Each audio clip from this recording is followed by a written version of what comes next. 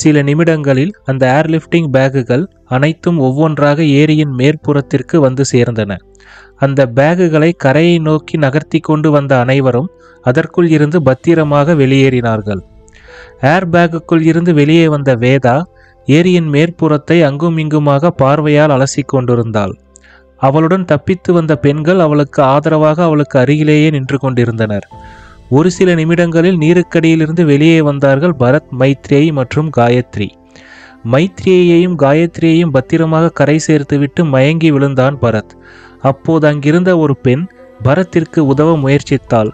அவனுடைய வலது மார்பு, இடது தோள் மற்றும் இடது அடிவயிற்றில் துப்பாக்கி தோட்டாக்கள் பாய்ந்திருந்த தடயங்களை பார்த்து மை காட் என்றாள். பரத் மெதுவாக கண் திறந்து பார்த்தபோது தான் ஒரு மருத்துவமனையில் படுத்திருப்பதை கண்டான். அவனுக்கு அருகிலேயே வேதா அமர்ந்து கொண்டிருந்தாள். பரத் கண் விழித்ததை பார்த்து சந்தோஷமாக வெல்கம் பேக் என்று மோர்ஸ் கோடில் அவனுடைய கைகளின் மீது மெதுவாக தட்டினாள் வேதா. பரத் அவளை பார்த்து சிரித்தான். அடுத்த சில நிமிடங்களில் காயத்ரியும் மைத்ரேயையும் அறைக்குள் வந்தார்கள். பரத் மெதுவாக எழுந்து உட்கார்ந்தான். காயத்ரியை பார்த்து, காயு, எங்க அம்மாக்கு ஃபோன் பண்ணியா என்றான். ரமா ஆண்டிக்கு ஆன்ஜியோ பண்ணியிருக்காங்க, இப்ப நல்லா இருக்காங்கன்னு விஜி சொன்னா என்று காயத்ரி சொன்னதும் அவனுடைய முகம் வாடிவிட்டது. சுபா ஆண்டிக்கிட்ட ஏதேதோ சொல்லி சமாளிச்சிட்டேன், ஆனா கொஞ்சம் கோவமாக தான் பேசுனாங்க. சரி பார்த்துக்குவோம், ஏன் சுபா குட்டி தானே என்றவன் சட்டென்று நீங்கள்லாம் ஓகே தானே என்றான். பரவாயில்லையே, இப்பவாவது எங்களை பற்றி கேட்கணும்னு தோணுச்சே என்று சிரித்து கொண்டே அருகில் வந்தாள் மைத்ரேயி. பரத்தின் கரங்களை மென்மையாக பிடித்து கொண்டு ரொம்ப தேங்க்ஸ் அண்ட் சாரி பரத், உன்னை ரொம்ப கஷ்டப்படுத்திட்டேன் இல்லை என்று அவளின் கண்களில் கண்ணீர் வழிய ஆரம்பித்தது. இட்ஸ் ஓகே மேம், கணவனையும் இழந்துட்டு உங்கள் பொண்ணையும் இவனுங்க கிட்ட விட்டுட்டு நீங்கள் பட்ட வேதனையை விட இது ஒன்றும் அவ்வளவு பெரிய கஷ்டம் இல்லை என்றவனை மென்மையாக அணைத்து கொண்டு அழுதாள் மைத்ரேயி. அப்போது ஹலோ பரத் என்ற குரல் கேட்டு திரும்பி பார்த்தான். சக்கர நாற்காலியில் அமர்ந்தபடி சிரித்து கொண்டே வந்தார் பெஞ்சமின். பரத், பெஞ்சமின் சார் தான் உன்னை இங்கே ஹாஸ்பிட்டலில் சேர்க்கறதுக்கு ஹெல்ப் பண்ணாரு என்ற மைத்ரேயி பெஞ்சமினை பார்த்து, சார் மற்றவங்க எல்லாம் பாதுகாப்பாக அவங்க ஊருக்கு போய் சேர்ந்துட்டாங்களா என்று கேட்டாள். இன்னும் இல்லை என்று சிரித்து கொண்டே கூறிய Benjamin, guys you can come in now என்று சப்தமாக கூறினார். உடனே அந்த அறைக்குள் பரத்தால் காப்பாற்றப்பட்ட பெண்களும் சிறுவர் சிறுமிகளும் சிரித்தபடி வந்தனர்.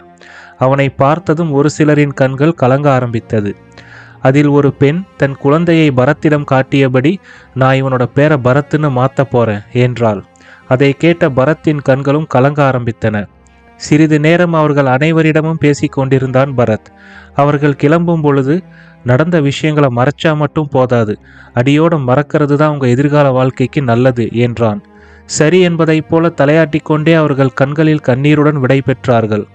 ஒரு சிறுமி சட்டென்று ஓடி வந்து பரத்தின் கன்னத்தில் அழுத்தமாக முத்தமிட்டு விட்டு மீண்டும் வெளியே ஓடிச் சென்றாள். அப்போது பெஞ்சமின் மைத்ரேயை பார்த்து, மைத்ரேயி, நடந்தது ஒரு விபத்துன்னு மேலோட்டமாக நான் சில முக்கிய அதிகாரிகளுக்கு சொல்லியிருக்கேன். ஒரு சில நாடுகளோட முக்கிய பிரமுகர்களும் இறந்து போயிருக்காங்க. அதுவும் இல்லாமல் அவங்க எல்லாருமே அவங்களோட நாட்டுக்கு தெரியாமல் தான் இங்கே வந்திருக்காங்க. நீங்கள் எல்லாருமே நாளைக்கே உங்கள் நாட்டுக்கு போகிறதுக்கு நான் ஏற்பாடு பண்ணிடுறேன். இங்கே இருக்கிற டாக்டர்ஸ் பரத்தோட ரெக்கவரி ஸ்பீட் சாதாரண மனுஷங்களை விட 50% அதிகமாக இருக்கிறத பார்த்து குழம்பி போயிருக்காங்க. இது என்னோட ஹாஸ்பிட்டல், அதனால் யாரும் இதில் பெருசாக இன்வால்வ் ஆக நான் விடலை. Bharat, do you want anything else என்றவரை பார்த்து சிரித்து கொண்டே, எஸ் சார், எங்கள் அம்மாவுக்கு கொஞ்சம் திங்ஸ் வாங்கணும் என்றான்.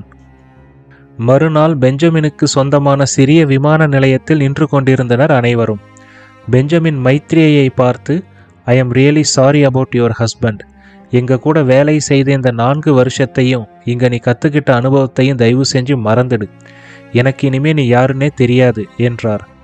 மைத்ரேயி மெதுவாக அவருடைய ஒரு கையை அழுத்தமாக பிடித்து கொண்டு பார்வையாலேயே தன் நன்றியை தெரிவித்துவிட்டு விமானத்திற்குள் ஏறினாள். மைத்ரேயி விமானத்திற்குள் சென்ற பிறகு பரத் அவர் முன்பாக மண்டியிட்டு அமர்ந்து அவரை கட்டிப்பிடித்து கொண்டான். I am sorry about your son என்றான்.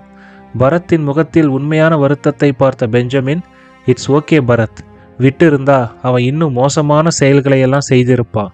ஒரு உயிர் இறந்த அப்புறமும் அதை தன் கட்டுப்பாட்டில் வச்சுக்க நினைக்கிறது ரொம்ப மோசமான செயல் என்றார். நீங்கள் ரொம்ப நல்ல ஆன்மா சார், தேங்க்ஸ் ஃபார் எவ்ரிதிங் என்று விமானத்திற்குள் ஏறுவதற்கு சென்றவனை பரத் பரத் என்று அழைத்து கொண்டே அவனுக்கு அருகில் வேகமாக தன் சக்கர நாற்காலியை தள்ளிக்கொண்டே வந்தார்.